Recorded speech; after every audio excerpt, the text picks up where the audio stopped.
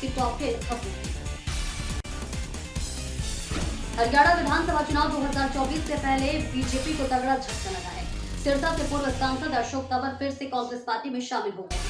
गुरुवार यानी 3 अक्टूबर को महेंद्रगढ़ में एक चुनावी रैली के दौरान वरिष्ठ कांग्रेस नेता राहुल गांधी और भूपेंद्र सिंह हुड्डा की मौजूदगी में तंवर कांग्रेस में शामिल हो गए। इससे पहले वो बीजेपी के नेता थे। गुरुवार यानी 3 अक्टूबर 2024 को चुनाव प्रचार के आखिरी दिन महेंद्रगढ़ में राहुल गांधी की मौजूदगी में कांग्रेस का हिस्सा बन गए। जम्मू कश्मीर के किश्तवाड़ में सुरक्षा बल और आतंकियों के बीच मुठभेड़ शुरू हो गई है। जम्मू कश्मीर पुलिस के मुताबिक आतंकियों की मौजूदगी को लेकर विशेष खुफिया जानकारी मिली थी और इसी के आधार पर किश्तवाड़ के चट्टू में सुरक्षा बलों की ओर से एक संयुक्त तलाशी अभियान चलाया जा रहा था। आतंकी और सुरक्षा बलों के बीच कुछ राउंड गोलियां चली है। जम्मू कश्मीर में चल रहे विधानसभा चुनाव के दौरान सुरक्षा बलों ने इलाके में निगरानी तेज कर दी है, जिसके बाद से बीते कुछ सप्ताह में सुरक्षा बलों और आतंकियों के बीच कई बार मुठभेड़ हो चुकी है।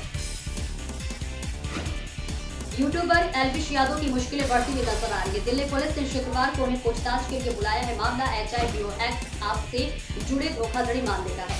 इसमें दिल्ली पुलिस साइबर सेल को बड़ी कामयाबी मिली है। साइबर सेल यानी कि IFSO यूनिट ने इस धोखाधड़ी के मास्टरमाइंड को गिरफ्तार किया है।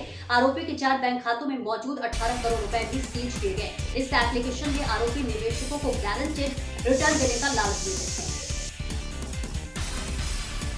समाजवादी पार्टी के प्रदेश अध्यक्ष श्यामलाल पाल 2 दिवसीय दौरे पर महोबा पहुंचे। यहां एक निजी गेस्ट हाउस में आयोजित कार्यक्रम में बोलते हुए इनकी जुबान फिसल गई। कार्यकर्ताओं को संबोधित करते हुए उन्होंने एक कहावत इस्तेमाल करते हुए अपशब्दों का इस्तेमाल किया, जिसे सुनकर सभी दंग रह गए। श्यामलाल पाल ने अयोध्या गैंगरेप में आरोपी सपा का बचाव करते हुए कहा कि DNA रिपोर्ट रेप पीड़िता से मैच नहीं हुई, इसके बावजूद भी सपा नेता को गिरफ्तार कर प्रताड़ित किया गया। दिल्ली के पूर्व डिप्टी CM और आप नेता मनीष सिसोदिया भी अब नए आवास में शिफ्ट होंगे। वे पंजाब से आम आदमी पार्टी के राज्यसभा सांसद हरभजन सिंह के सरकारी आवास में शिफ्ट होंगे और अब 32 डॉक्टर राजेंद्र उपाध्याय और मनीष सिसोदिया का नया पता होगा।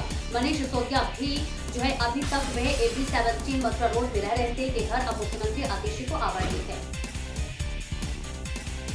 राजस्थान कांग्रेस के पास पिछले 10 महीने से कोषाध्यक्ष नहीं है, जिसका असर यहां पार्टी पर दिखाई पड़ रहा है। 7 दिसंबर 2023 को कांग्रेस के कोषाध्यक्ष रहे सीताराम अग्रवाल ने इस्तीफा दिया था। उसके बाद उन्होंने बीजेपी की सदस्यता ले ली।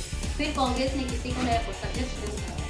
मसलन 10 महीने से राजस्थान कांग्रेस का कोषाध्यक्ष पद खाली है। दिलचस्प है कि राजस्थान कांग्रेस की वेबसाइट पर अभी भी सीताराम अग्रवाल को कोषाध्यक्ष दिखाया जा रहा है। हालांकि कई पुराने पदाधिकारी का भी नाम उस पर दिखाई दे रहा है।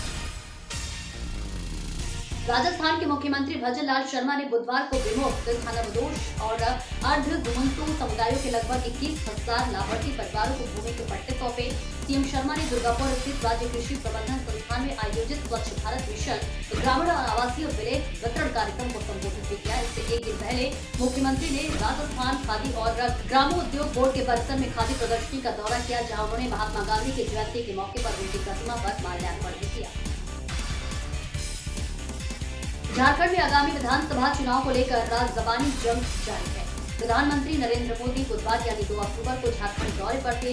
यहां उन्होंने बेरोजगारी, भ्रष्टाचार, आदिवासी लोगों के साथ हो रहे अत्याचार सहित कई मुद्दों को लेकर प्रदेश की JMM सरकार पर निशाना साधा। प्रधानमंत्री के संबोधन के बाद प्रदेश के पूर्व मुख्यमंत्री और बीजेपी नेता चंपाई सोरेन ने मीडिया से बातचीत की। उन्होंने कहा कि प्रधानमंत्री ने झारखंड की स्थिति और हकीकत से रूबरू करवाया है।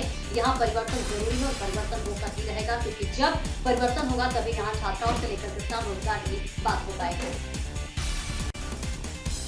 महाराष्ट्र के उप मुख्यमंत्री और बीजेपी के वरिष्ठ नेता देवेंद्र फडणवीस के वोट जिहाद वाले बयान पर राज्य में सियासी हंगामा खड़ा हो गया है।